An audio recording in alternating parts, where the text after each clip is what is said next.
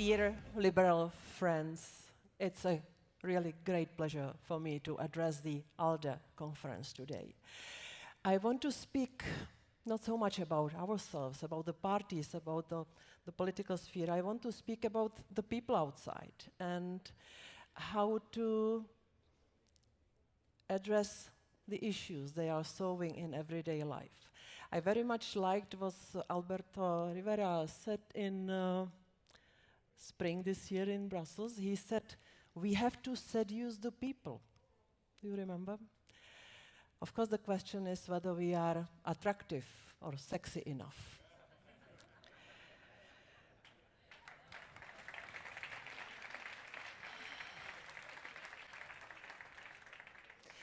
I am the member of the commission which tries to go out and listen to the people. We all had, I think I speak also on behalf of my colleagues, commissioners, a lot of dialogues with citizens, and so we, I think, have a quite good idea about what the people think, what they fear of, what they would like to hear from us. Everywhere I hear two main things that people expect politicians to deal with, and it is inequality and uncertainty. While economic data are positive and GDP is on the rise, still a lot of people live in poverty and salaries are stagnating or growing too slow. And when these people listen about or hear about the GDP growing, they of course ask, where is the money for me?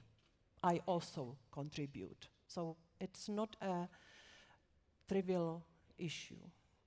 Many people tell me that they have a feeling that justice is only for the powerful and that political class abandoned their interests.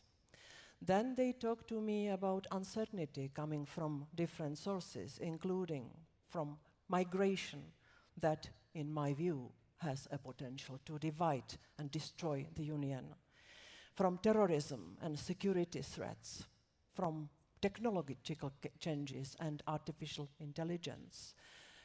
When we speak about the possible jobless future, just imagine the frustration of people. They don't know what they may expect. Of course, also the fears stem from globalization and climate change. The speed and multitude of changes is possibly the biggest in living memory, so it is logical that many try to turn to the old, good, safe solutions and traditions. Against this background, we, as European liberals, need to develop an offer to voters that they can relate to. But before we reach voters, we have to ask ourselves not only how we can offer something better than our competitors, but also what it is that keeps us together. What we have in common, I believe, is our understanding that people are capable of doing great things, and that our role, the role of governments and parliaments, is to provide a fair, level playing field. A field with equality of chances, but also equality of obligations. A field where the biggest risks are minimized with smart regulation, with the emphasis on the word smart, and where innovation and creativity is not suppressed by too many and complex rules.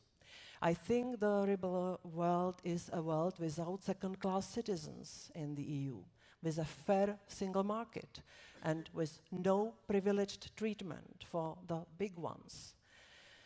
But even if we manage to define what unites us, we will still have a huge challenge to convince the voters to trust us.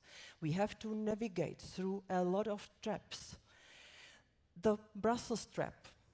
Our job is often to think about the EU as a whole, but we have to be aware that for the people, these coming elections take place at the national level with national lists of candidates.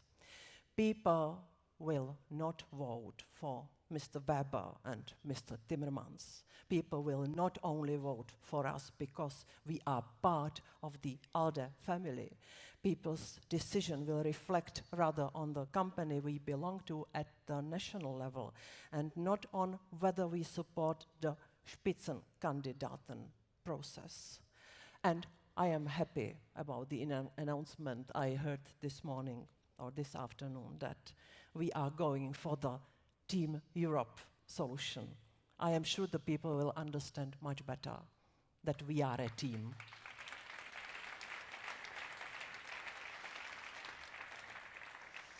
The second trap, the values trap. Unless we are able to translate the idea of values into something with practical meaning for the people, we will be ignored and forgotten. And while I think many people want to know the values we cherish, they also want to know how we want to help them to send their children through college, or how to take care of themselves when their pension is 500 euro every month. I can tell you from my own experience how difficult it is to explain what the rule of law means. Of course, I am a lawyer. I loved constitutional law. I loved Montesquieu's idea that the powers must be balanced, but try to explain that to people in Poland who think that the government is doing the right thing, who do not understand that after the one elections, there should not follow the winner takes all, including independent judiciary.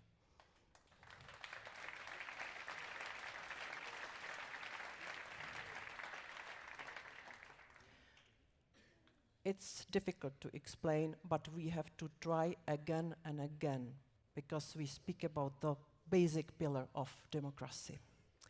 Another trap, the ignorance trap. Many in the so-called political mainstream blame the rise of nationalism and populism on fake news or Russian bots. But if any of us in this room believes that it is only because of the bots that people switched their votes from the pro-EU liberal forces to nationalists, then, dear friends, we have a much bigger problem than I thought. We have to recognize the danger coming from disinformation. Disinformation can sow divisions and relativize the values that are dear to all of us. At the same time, we have to admit that it's not the bots that caused the financial crisis, it's not fake news that living conditions in Greece have deteriorated, or that the youth unemployment in Spain is still around 40%. If you don't have a job, if you feel left behind, if you see less advantage in free roaming or in watching Netflix when you travel. Last but not least, the communication trap. I was recently in Brno, which is the second largest city in the Czech Republic, and also in Liberec, and I talked a lot with younger people in their early 20s. For them, border-free Europe is not an exception in history. It's as common as their air, their breeze. It's automatic thing. Imagine for me, who used to live under the totalitarian regime, for me who witnessed the collapse of the Berlin Wall and the Soviet troops leaving my country, that sounds like hearsay, yet it is true. The argument that the EU brought peace is to the young people as relevant as the argument that dinosaurs were extincted by the meteorite. Fun fact, but irrelevant. And ladies and gentlemen, here I have to stop a little bit with the Soviet troops. My father always told me, when you think something is wrong, you have to say it immediately. I have to react on what Guy said, and you said, Guy, that we should not take it personally when you compared the European Commission with Soviet Union. And I know how you I know how you meant it, because you spoke about the need to reform. I understand, and I am fully with you on this. But let's be careful about this comparison, because still there are very strong sentiments towards Soviet Union in some parts of Europe. And I am still here with the communication trap, which I spoke about before. The young people do not remember the totalitarian regime, how it is to live in one of the Soviet Union satellites. I do. I do remember it well, and I can tell you, Guy, you have no clue how it is to live in such regime.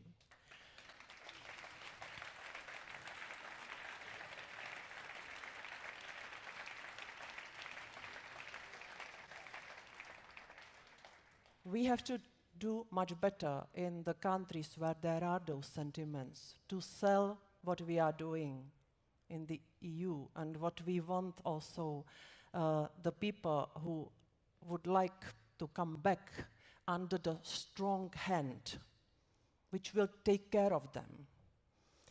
EU is not offering easy solutions. What we offer freedom. Freedom is not an easy thing.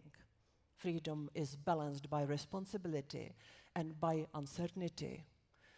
We offer independent justice. We offer the space for free media. We offer the space for civil society. And all these things are not recognized by all the people as something they want.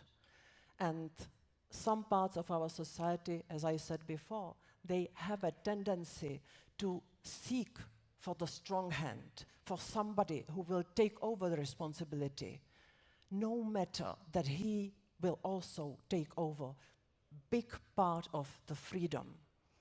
And this is what we have to be careful about. So let's be careful about comparisons. And remember that there are people who are very sensitive about this in this room.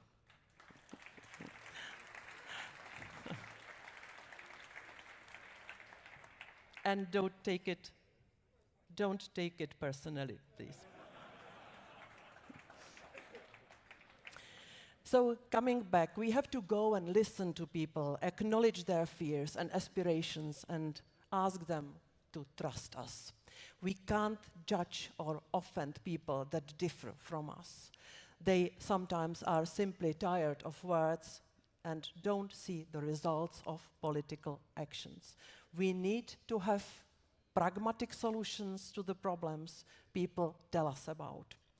We must have an offer that people will understand and realize that we will work hard to support them in finding solutions to their problems, that they are not alone. And I don't think the way to fight with real populists and nationalists is by calling them names. By doing this, we fall into their trap, we lose time, and give them the space they desire. So let's be creative and authentic. Let's forget old recipes and old rhetoric. Let's not be afraid of trying new ways. I believe that if we put our brains together, we can find answers based on universal values that unite us rather than divide us. As we saw in Helsinki, the EPP is falling into the Brussels trap, focusing on one person that is known in the EU bubble and in Bavaria, insisting on the process that has pretense of democracy but doesn't convince anyone.